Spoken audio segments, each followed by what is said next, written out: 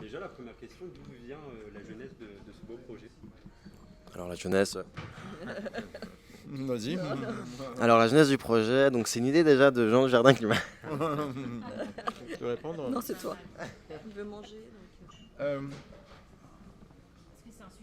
j'ai toujours eu envie, il y avait quelque chose au fond de moi. Ça fait des années en fait que je rêve de faire un film où on mettrait au centre le combat, presque faire un film d'art martial à l'européenne en fait. Et donc j'avais fait des recherches il y a longtemps après le bossu, mais j'étais pas encore réalisateur, j'étais pas encore scénariste. Et donc j'avais pas trouvé en fait la période, comment quoi raconter. Bon, j'ai fait du chemin depuis, et c'est vrai que sur le tournage de J'accuse, Jean Dujardin, qui avait un duel dans le film, m'a dit mais écoute Vincent, tu te rends compte tous les duels que tu as fait au cinéma, La Reine Margot, Fanfan la Tulipe, Le Bossu, etc. Tu devrais faire un film là-dessus, etc. Et là, ça fait son déclic. Et donc je suis entré à la maison, j'ai commencé à faire des recherches. Et c'est comme ça qu'en fait j'ai trouvé une, une porte d'entrée, une fenêtre qui m'a fait tout de suite rentrer en fait dans cette période-là entre 1881 et 1889 où il y a eu une rage du duel avec la libération de la presse, parce qu'en 1881, la presse pouvait mener des enquêtes et sortir les articles sans passer par la censure de l'époque. Et donc il y a eu une remontée du duel comme ça, une sorte de rage du duel, comme on le disait à l'époque, et d'où l'idée du maître d'armes, qui était un peu le Marvel de l'époque, qui était vraiment le héros de l'époque. Les gens regardaient les maîtres d'armes avec une admiration folle. En fait, c'était des gens qui étaient des surhumains et qui déchaînaient vraiment beaucoup d'admiration. Et donc, c'était un peu la figure de proue de toutes les salles d'armes, les grandes salles d'armes de l'époque, qui souvent étaient à l'intérieur la rédaction d'un journal, comme le montre le film. En fait, le Figaro, le Gil Blas de l'époque et d'autres avaient leur propre salle d'armes, parce que aussi c'était le début du fait divers. En fait, le fait divers faisait vendre du papier. Et donc, d'où cette relation avec la presse qu'on voit dans le film, avec ce rédacteur en chef qui est joué par Damien Bonnard et, euh, et qui est donc du coup qui est un peu le responsable de la réputation, enfin de la réputation, je dirais médiatique de la salle d'armes du Petit Journal, qui elle-même est tenue par je dirais un intellectuel des armes, joué par Guillaume Gallienne, et qui incarne un certain Tavernier qui était très connu à l'époque. En fait, pratiquement tous les personnages sont inspirés de personnages qui ont vraiment existé. Et ce Tavernier, Adolphe Eugène Tavernier, a écrit ce livre qui s'appelle L'art du duel. Et très vite, en fait, c'est un livre que j'ai commandé. En fait, c'est un livre qui n'avait pas été réédité et qui était écrit en 86. Et donc, je l'ai commandé. Et quand je l'ai lu, ça a été c'était un sésame, hein, parce que il y avait en fait il y avait pas d'histoire à l'intérieur de ces livres-là, mais il y avait tout le protocole qu'il fallait mettre en place autour d'un duel, sur la préparation physique, comment choisir ses témoins, comment choisir son terrain, etc., etc. Comment se battre à l'épée, au fleuret, au sabre, qui était concerné par le sabre, le pistolet, les 50 manières de se battre au pistolet. Et donc du coup, c'était un livre tout à fait passionnant, très bien écrit, avec beaucoup d'humour. Et donc ce tavernier, l'intellectuel des armes, avait sa place dans le film, et il est magnifiquement incarné par Guillaume Gallienne. Et puis bon, bien évidemment, il y avait cette figure mythique du maître d'armes. Et petit à petit, avec Karine, ma co-scénariste, on a commencé à élaborer une histoire parce qu'il y a beaucoup de jeunes aussi qui se battaient à l'époque. Et donc, le neveu du maître d'armes, magnifiquement incarné par Noam Edge, ici présent, est devenu un personnage central du film, déclencheur. En fait, c'est lui qui est, c'est à travers lui que l'histoire en fait se déclenche, en fait, où le maître d'armes va rentrer dans une spirale euh, dans laquelle il va avoir de la difficulté de sortir. Mais ça, il faut aller regarder le film. Et justement, une des gageures du film pour qu'il fonctionne, c'était vraiment les combats. Et enfin, c'est assez époustouflant que ce soit tous à cheval, sabre, vous avez fait un travail, enfin, quand tu es au cinéma, il y a de la violence qui t'emporte, quoi. Tu es vraiment à fond et on a l'impression que vous êtes tous des pros. Enfin, comment vous avez travaillé? Mais on est tous des pros, hein. On est tous des pros, on a beaucoup travaillé. En fait, on a surtout mis en place je dirais, un protocole de répétition, d'entraînement pour les acteurs, d'abord pour les cascadeurs, pour le maître d'armes qui a chorégraphié en fait tous ces combats-là sur la base de ce que j'avais écrit dans le scénario, parce que les combats étaient écrits dans le scénario. Et puis ensuite, il m'a fait des propositions, on les a affinées, et puis une fois qu'on avait les combats, il fallait que les comédiens se préparent, s'accaparent ces chorégraphies. Et puis on a ici Noam qui a vraiment, je dirais peut-être le plus doué de tous dans le film. Il a vraiment eu, il a le talent naturel. C'est un naturel, comme je dis, de l'escrime, de tout et de tout d'ailleurs, comme dit-il. Mais donc après, il a fallu réfléchir de comment filmer tout ça. Mais comme je me suis beaucoup intéressé à la danse pendant longtemps et comment filmer la danse, ça m'a beaucoup servi pour effectivement le filmage en fait de tous ces combats, et de retrouver en fait finalement les sensations de ceux qui sont à l'intérieur du duel.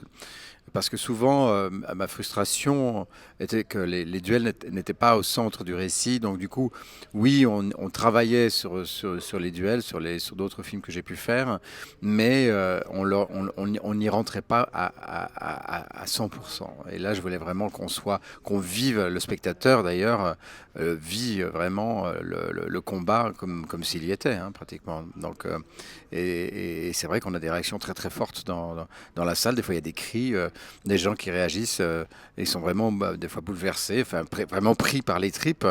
Et il y a un côté un peu, je pense qu'il y a un côté un peu catharsisant, ça se dit ça. Enfin, ça fait presque du bien une fois qu'on finit le film, avec comme s'il y avait comme si ça incarnait certains de nos combats intérieurs qui étaient incarnés par ces combats à l'écran. Et donc du coup, c'est comme si ça nous faisait du bien. J'ai l'impression que c'est un film qui est un film aussi qui est aussi divertissant d'ailleurs. Je pense qu'on passe un bon moment. On est vraiment, c'était aussi l'idée, mais aussi un film qui est étrangement, je pense, fait du bien. Enfin, ça c'est mon point de vue. Après, chaque spectateur le vit à sa manière. Tu veux dire quelque chose sur les combats? Ouais. L'incarnation physique de tous les rôles et notamment. Ce qui était un peu le plus compliqué pour moi, je dirais, c'est déjà de venir sur un film aussi gros que ça, en fait, avec quand même il y a quand même des gros acteurs qui sont dans ce film-là. Et savoir aussi que je commence dès le début avec. Enfin, c'est moi qui lance un peu l'histoire, je dirais, et j'ai le premier combat. Et c'est vrai que le premier combat, il est très important, en fait, dans un film de combat. Donc c'est vrai que je devais le mener à bien et puis en plus de ça voilà je combattais quand même contre une personne qui avait qui a vraiment une expérience. Donc c'est vrai que j'avais un peu cette pression là de me dire ok, là tu dois faire vraiment les choses bien. Donc là tu dois vraiment t'entraîner plus. Ce qui est bien c'est que j'avais déjà des facultés physiques, j'ai déjà fait des arts martiaux donc ça aide pour l'escrime, c'est voilà. Mais je devais vraiment c'était en fait je devais me préparer psychologiquement à me dire que ce film est un combat. Donc je devais rentrer dès le premier jour en me disant, allez, là je rentre sur un ring de boxe et je dois faire mes preuves en tant que jeune acteur dans un film avec des grosses figures françaises et dans un film où il y en a qui ont déjà une expérience dans le combat.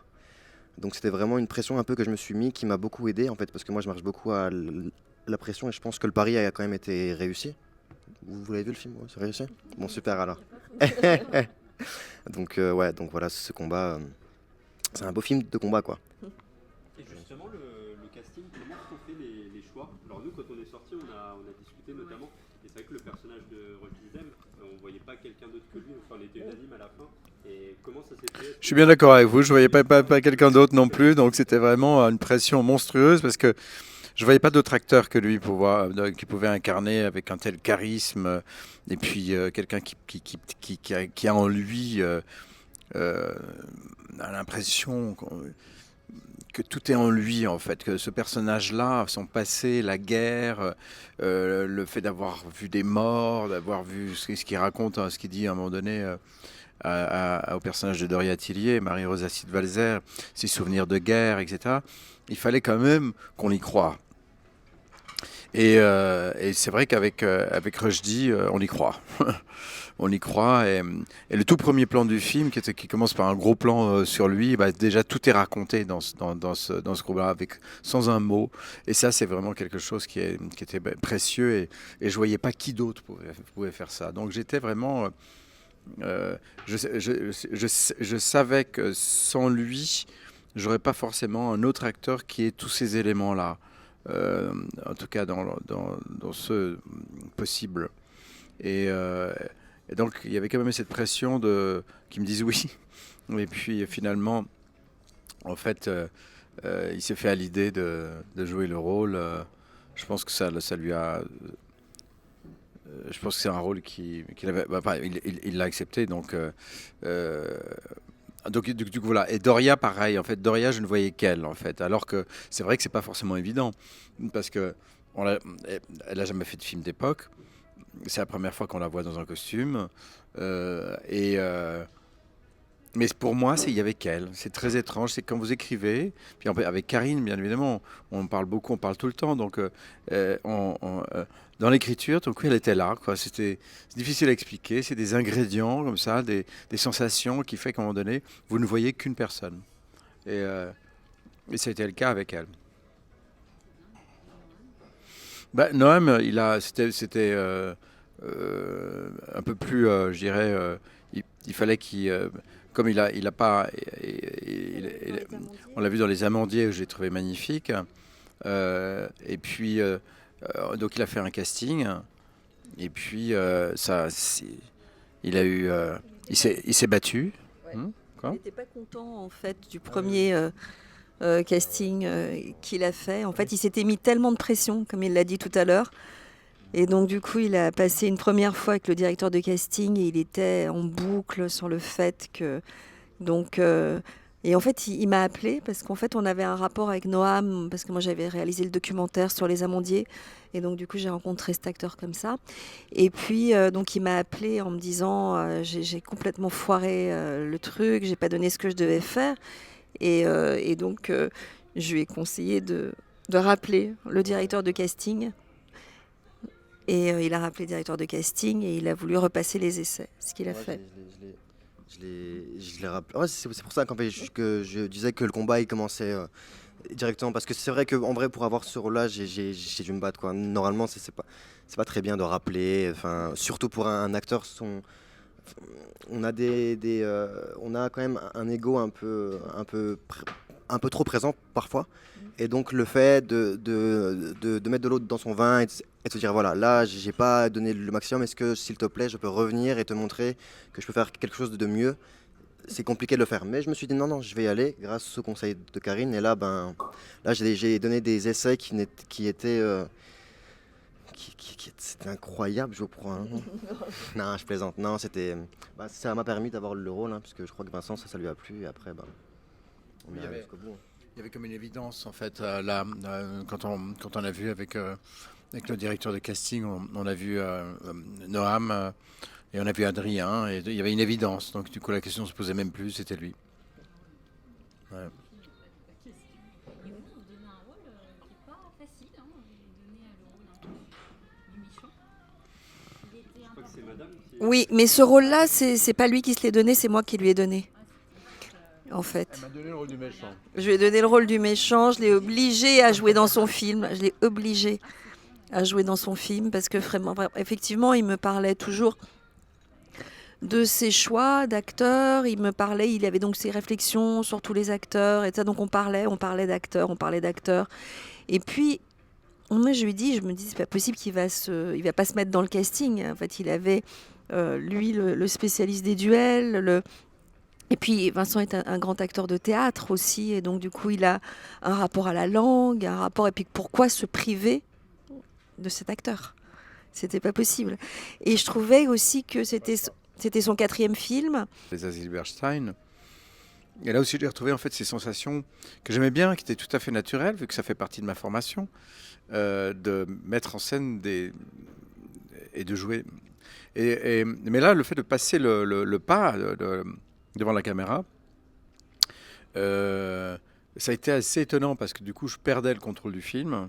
Je me retrouvais devant la caméra. Là, je voyais toute mon équipe devant moi, là. Et puis, il fallait jouer.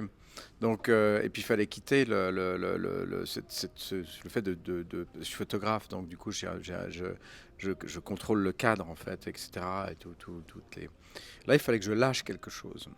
Et donc, j'ai lâché quelque chose, et je ne regardais pas mes prises d'ailleurs, parce que j'avais pas le temps, parce qu'on a tourné le film en 39 jours, et souvent je me mettais en fin de journée, pour certaines séquences, comme par exemple les séquences du duel, je voulais m'assurer qu'on avait tout, et puis moi je me mettais souvent en fin de journée, et donc du coup la nuit tombait, il restait une ou deux prises, et puis c'était réglé. Donc,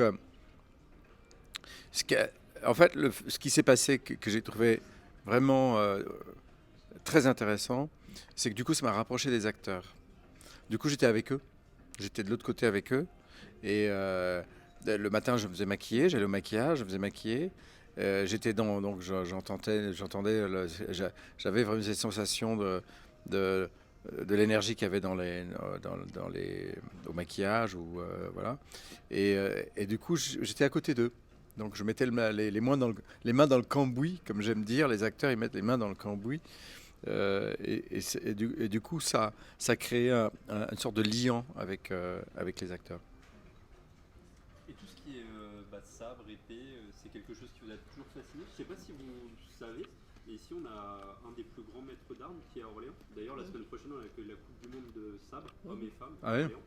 Et c'est vrai qu'on a toujours été une terre de tout ce qui est épée, sabre. C'est quelque chose qui vous a fasciné je pense que j'ai au fond moi les fibres d'un danseur et que je retrouve un peu ça dans les combats. Enfin là, j'ai plus les sur Fanfan la Tulipe, j'étais plus virevoltant, je dirais, qu'aujourd'hui.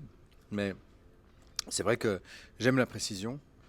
J'aime la vitesse en fait d'un combat, et puis je trouve ça beau. Une épée en fait, dès que je vois une épée, j'ai tout de suite le sens de la distance. Il y a tout de suite un langage, il y a tout de suite une musique aussi, parce que on dit que les épées chantent, et je trouve ça juste beau, quoi. Et puis je trouve ça impressionnant, c'est tellement impressionnant. Donc je pense que j'aime ça tout simplement en fait. Et que aujourd'hui, je dois dire que c'est vrai que c'est une vraie satisfaction d'avoir fait le film, un film que j'ai rêvé de faire. Et là, maintenant, il est là, il existe. Et c'est une sensation qui est très agréable. Ce qui est intéressant, c'est que c'est un film historique, un film d'époque, mais avec un côté extrêmement moderne des sujets contemporains. Ça parle des minorités, de l'émancipation féminine. Ça, c'est vraiment quelque chose qui fait du film un objet unique. Ça, c'était important pour vous de distiller des messages comme ça, même à travers le personnage du journaliste ou un peu pourquoi il était comme ça. Voilà, tout ce sujet très contemporain. C'est des sujets sociaux aussi, les sujets de société qui sont... voilà, moi, en ce qui me concerne, j'ai peu d'appétence, vraiment. J'aime les films d'histoire, bien sûr, quand ils sont bien faits, mais j'aime les films d'histoire quand ils nous parlent de ce qu'on vit aujourd'hui. Et c'est vrai que là, il y avait vraiment les sujets aussi des réseaux sociaux, de la parole, la possibilité aussi de demander réparation. Là, on est dans une époque où la réparation est importante, où il y a des tas de mouvements qui se font autour de la réparation. Et je trouve que de les entendre comme ça, dire je demande réparation, ça fait un écho extrêmement profond avec ce qu'on vit aujourd'hui. Il y a bien évidemment le féminisme, mais comme vous disiez aussi tout à l'heure, cette chose aussi oui, des classes sociales, et puis oui, voilà, donc du coup, c'est tous ces sujets sociétals. Pour moi. Non. Donc c'est Voilà, et c'est ça qui est assez palpitant, et c'est ce qui rend le film, au-delà que c'est un film très personnel pour Vincent Pérez, et c'est un film, mais aussi dans lequel le spectateur et les gens qui ont travaillé sur ce film ont ressenti quelque chose auquel ils pouvaient s'identifier. On n'avait pas l'impression que les gens qui travaillaient sur le film travaillaient sur quelque chose qui est des fois, on peut avoir l'impression que les choses sont à distance. Et là, les choses étaient vraiment proches. Et je pense que ça se ressent à tous les niveaux, que ce soit dans l'image, que ce soit dans la manière effectivement dont Vincent a filmé les combats, dans son choix de la chef opératrice, qui est une jeune femme de 35 ans, c'est son 3e film. Donc il y a quelque chose de voir ce binôme aujourd'hui, de un homme et une femme derrière le cadre, de façon égale, avec un langage de 2 personnes qui se respectent. Ils étaient vraiment très beaux à voir, c'était vraiment un magnifique couple au cadre. Moi, j'étais comme ça par passion, comme ça, juste derrière le combo. Mais je les voyais travailler, s'interroger, avancer. Et il y avait quelque chose de moderne et de jeune. Parce que, justement, c'est pas seulement par rapport à l'âge de la chef opératrice qui avait 35 ans, mais il y avait toutes ces questions. Même par exemple à chaque fois qu'il y avait, même sur des sujets de Marie-Rose Astier de Valzer, je sais que derrière les conversations, il y avait une jeune équipe, elle avait une très jeune équipe à la caméra. Et en fait, il y avait des sujets de sociétaux dont on parlait sur le tournage et dans lequel on continuait à parler en dehors du tournage. Et donc je trouvais ça assez passionnant. Et puis, je pense que j'aime bien l'idée que si on fait un film sur une autre époque, que cette autre époque finalement questionne la nôtre. En fait, c'est ça l'idée, en fait, je vois pas l'intérêt de faire un film d'époque pour faire un film d'époque, en fait, en gros, si ça questionne pas la nôtre. Et là, on était en plein dedans avec tellement tous les sujets dont on parle, et puis aussi le rapport à la guerre. Hein, aujourd'hui, on vit avec, malheureusement, la guerre est de plus en plus présente, proche. Tous les jours, on vit avec, on voit des images. C'est terrible. Et donc, les répercussions qu'une guerre a sur ceux qui la traversent, c'est une question qui est présente, en fait, qui est très fraîche, très, très là, en fait. Et le film aussi parle de ça, parce que finalement, le lien de tous ces personnages, c'est qu'ils ont tous traversé une guerre qui les a abîmés. Et c'est des gens qui essayent de se reconstruire, ou qui ont essayé de se reconstruire, qui sont arrivés ou pas. Mais en tout cas, c'est ça qui est le lien, en fait, entre tous ces personnages. C'est ça, c'est la guerre. Et en fait, oui, par rapport à l'époque, on peut aussi... Qu'est-ce que tu en penses, Noam ? Ah oui, Qu'est-ce que je pense de l'époque La résonance. Moi, je trouve que c'est compliqué. C'est compliqué de faire un film d'époque qui puisse parler à notre époque. Et en fait, quand on le fait et que ça marche et quand on le regarde, on se rend compte que ça nous parle. Pour moi, c'est là qu'un film est réussi. Après, bon, évidemment, les actions, les décors et tout, ça c'est quelque chose d'autre. Mais si le ou les messages dans le film sont présents et sont entendus dans notre époque, c'est là qu'on voit que le film est vraiment réussi. Et pour le coup, dans ce film-là, moi qui est relativement jeune comparé à ça, non, là-bas. À Roche Dizem, voilà. Et ben c'est vrai que voilà, avec le petit journal qu'il y a dedans, voilà, ça fait résonance avec les réseaux sociaux de maintenant, ce combat féministe qui fait référence à tout le monde qui change en ce moment. Donc non, c'est vrai que ça, à mon époque, en tout cas, ça parle. C'est pour ça que je pense vraiment que le film va plaire à tout âge. Et ce qu'on voit en ce moment dans les salles, c'est que voilà, il y a autant de jeunes qui y vont que de personnes un peu plus âgées. Donc c'est un film réussi, vraiment, c'est un film réussi. Justement, vous avez du retour du public, là, vous faites des avant-premières. Qu'est-ce que vous ressentez dans les salles ? On sent déjà, je dirais, la chose générale, c'est de la surprise. Les gens sont surpris, en fait. Parce que comme c'est un film qui ressemble pas vraiment à un autre film, hein, il y a quelque chose de différent dans ce film. J'imagine c'est l'intensité de tous ces combats. Et peut-être aussi toutes ces résonances comme ça étranges sur un film du passé qui fait écho tellement avec notre époque. Enfin, je ne sais pas, en tout cas, il y a de la surprise. Hein. C'est vraiment la première chose qui vient, les gens sont surpris. Et tant mieux. Et puis, après, il y a effectivement ben,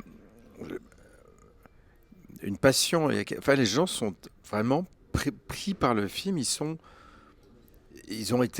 impressionnés, quoi. Et c'est ça qui est incroyable quand on parle avec le public après, quand on fait les questions-réponses. C'est vraiment de sentir que les gens, ils ont traversé quelque chose, quoi. Et ils sont pas tristes. C'est pas un film triste. Ils sont presque enthousiastes, en fait. Il y a une sorte d'enthousiasme aussi à la fin dans le rapport qu'on a avec les gens. Et quoi, chérie? Quoi d'autre? On conçoit, je dis au Canada, Oui, en on Asie. conçoit parce qu'on était. En Asie, on était. On rentre de Hong Kong, de Singapour, de Montréal, et partout en fait c'est la même. Les gens ils ont envie d'en parler aussi. C'est ça qui est formidable, c'est que les gens vraiment restent dans la salle et ils ont. Des fois on fait des questions-réponses qui durent longtemps et il y a personne qui bouge quoi, parce qu'il y a quelque chose. Ils ont envie de détricoter certaines questions sur l'honneur, sur la dignité, sur la réputation, sur cette nouvelle peut-être équilibre qui est en train de se créer entre l'homme et la femme dans nos sociétés. Bref, il y a énormément de choses comme ça qui passionnent les gens et qui fait qu'en fait toutes ces conversations sont très c'est puissant. Enfin, c'est un mot qui revient aussi, la puissance du film. Donc, c'est merveilleux. On sent la passion, ça. Merveilleux.